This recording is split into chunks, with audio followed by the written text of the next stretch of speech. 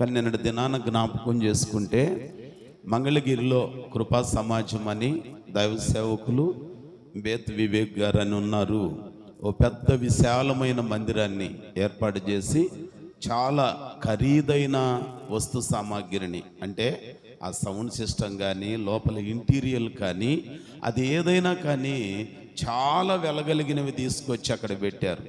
ఆ కుటుంబం, ఆ తర్వాత ఆ సంఘంలో ఉన్న వాళ్ళు వ్యయ ప్రయాసలతోటి వారికి ఉన్న దానితో ఒక మంచి ఆలయాన్ని నిర్మించుకున్నారు. మంగళగిరి నుండి మనం అలాగున తెనాలి వెళ్ళే రోడ్లో ఆ కోకోకోలా ఫ్యాక్టరీ దగ్గరలో ఉంటుంది. నిన్న అది అగ్నికి ఆహుతి అయిపోయింది.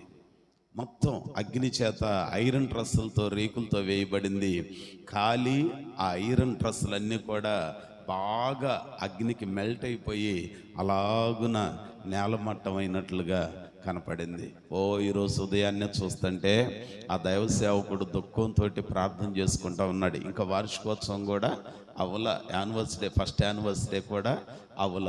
ఇక అది మరి షార్ట్ సర్క్యూటా ఇంకొకటా ఏదనేది పోలీసు వారు దాని గురించి ఎంక్వైరీ చేస్తున్నారు.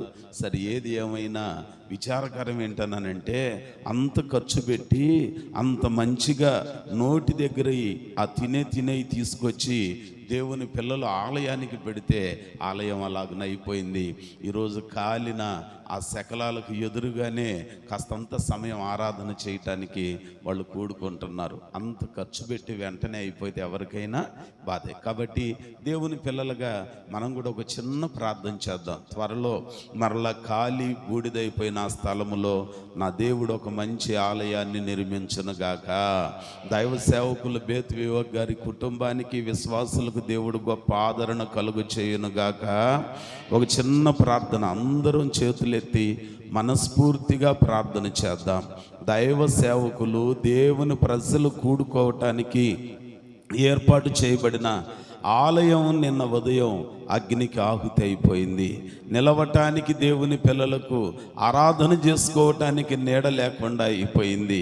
నా దేవుడు మరలా అవమానానికి రెట్టింపు ఘనతనిచ్చే దేవుడు, కన్నీటిని నాట్యంగా మార్చే దేవుడు, దుఃఖమును సంతోషంగా మార్చే దేవుడు. నా దేవుడు అదే స్థలములో ఓ ఘనమైన నూతన మందిరాన్ని దయచేయునుగాక, కృపలో బలపరుచునుగాక. దైవ సేవకుని కుటుంబానికి గుండె ధైర్యాన్ని, ఆదరణనిచ్చి తన కృపలో ఓదార్చునుగాక. గొప్ప దేవానికి వందనాలు. తోటి సేవకులంగా ప్రార్థన చేస్తూ ఉన్నా. అయ్యా, ఆలయం నిర్మించుకున్నారు, నీ పిల్లల ఆనందంతో ఆరాధించారు. ఓ సంవత్సరం కూడా కాకమునిపే ప్రమాదవశాత్తు అలాగ జరిగిపోయింది ప్రభువా. మరలా అదే స్థలములో ఓ నూతన మందిరాన్ని నిర్మించుకోవటానికి మీ సేవకునికి కృపదయ చేయండి. బిడ్డలను ప్రేరేపించండి, మీ ఘనకార్యములను జరిగించి మేలు చేయమని నజరేయుడైన యేసు నామమున ప్రార్థన చేసి వేడుకొనుచున్నాం తండ్రి.